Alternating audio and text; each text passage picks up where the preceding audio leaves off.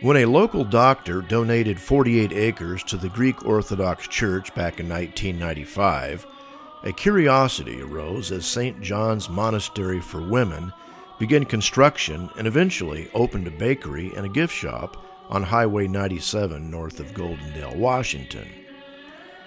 For those with a traditional Bible-based form of Christianity, the nuns here appear quite foreign in their black head covering and their gift shop full of Byzantine-styled icons and religious trinkets. Now, the Orthodox Church is certainly not a new thing for those in the Middle East or in Russia, where it's been around in various forms since the earliest days of the Christian Church. It is a sister to the Church of Rome, which most of us are more familiar with here in the West. The difference stems from a number of things, the root of which is linguistic and cultural. While Western Europe developed from a church speaking Latin, the Eastern Church was mainly Greek. Later, as it spread north, the Russian language was adapted to what became the Russian Orthodox Church. Back in January of 1997, Christianity Today published an article by Daniel Clendenin entitled, "Why I'm Not Orthodox." It brought to light a number of historical and theological issues which we want to address today.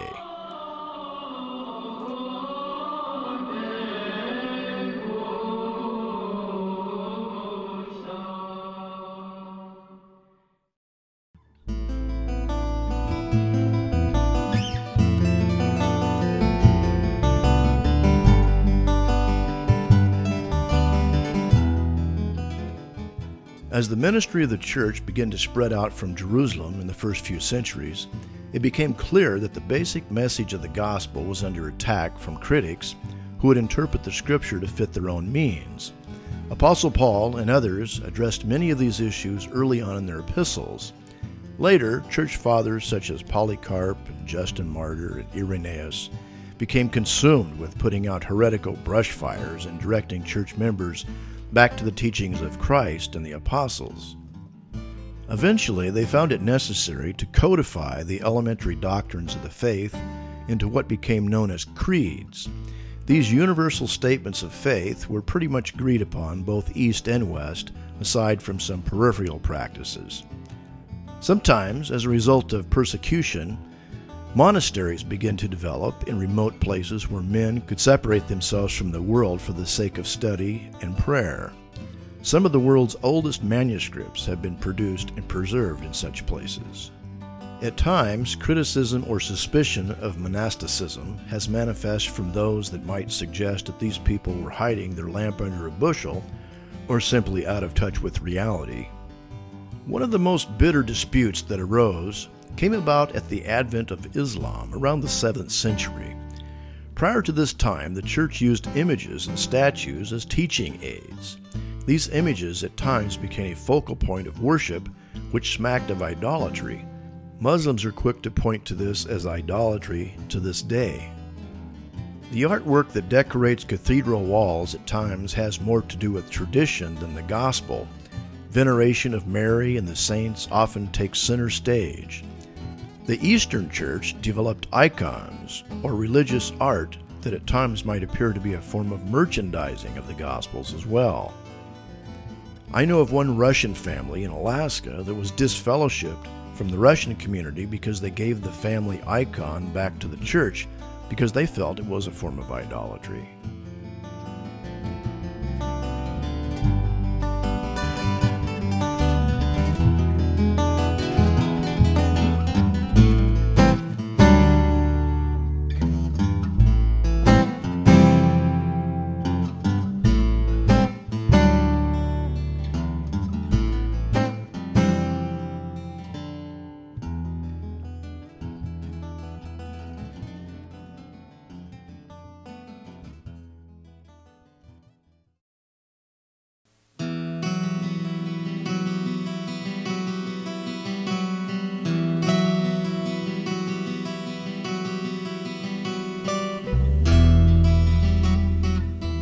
In 325 AD, the Nicene Creed was agreed upon in order to address the Arian heresy, which is similar to the modern Jehovah's Witness cult, which rejects the Trinity.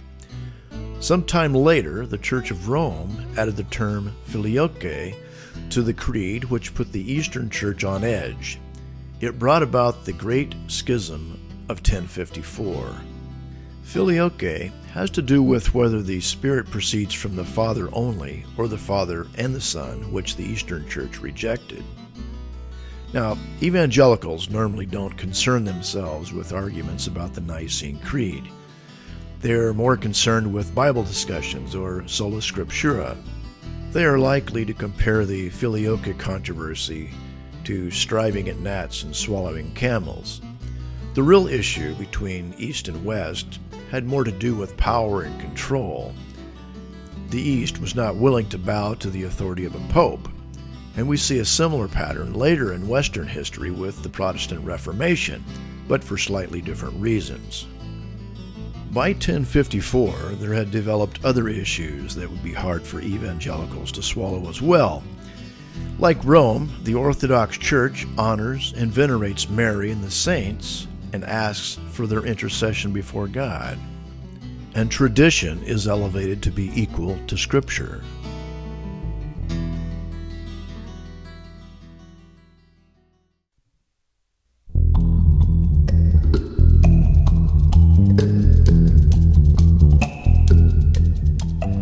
More tension was introduced as a result of the Islamic invasion of North Africa, Spain, and the Middle East. When the Church of Rome began organizing armies and crusades to defend themselves and take back what Muslims had conquered, their Orthodox brothers were not always so eager to get involved. The reason, of course, was that they had to live with those Muslim neighbors who were likely to do them harm after the traveling crusaders had gone back to Western Europe. The Fourth Crusade brought about a disaster which ended in the sack of Constantinople in the year 1204. The origin of this crusade was predominantly French a few years earlier. By the time they had had a fleet of ships built in Venice, they were financially strapped. In effort to raise funds to carry on, they began to go to war against Byzantine towns, and eventually this led to an all-out war which was not sanctioned by the Pope. Again, past theological disagreements and language barriers did not help matters. They were quick to destroy Muslim strongholds in Constantinople, then loot the Grand Cathedral, the Hagia Sophia.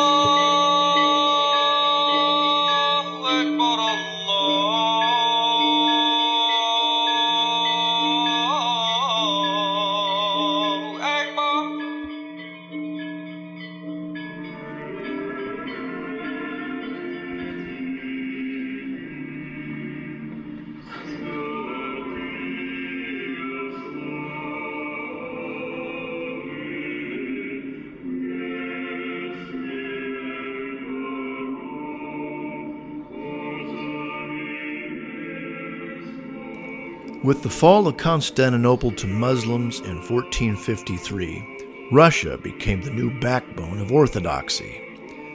And the problem as far as its relationship with the West was partially due to language again. They fought a long list of battles against Muslims who would make yearly trips north to capture slaves for the Ottoman Empire. A church with a siege mentality is hard for Western evangelicals to grasp. Orthodox fear of Western evangelistic churches stems from a long history of trying to protect itself. They hold the view that they are the one and only true Christian church. Therefore, when someone shows up with little more than a Bible and a conversion experience, they are more than a bit suspicious and protective of their heritage. While Protestants will quote the old cliché, "In essentials unity, in non-essentials liberty, in all things charity," the Orthodox claim all their tradition is essential. They reject the Protestant idea of sola scriptura, or the Scripture alone. We brought some Russian Bibles to some Russian believers once in Alaska, and after a lengthy visit, we asked if we could pray with them before we left, and they would have no part of it.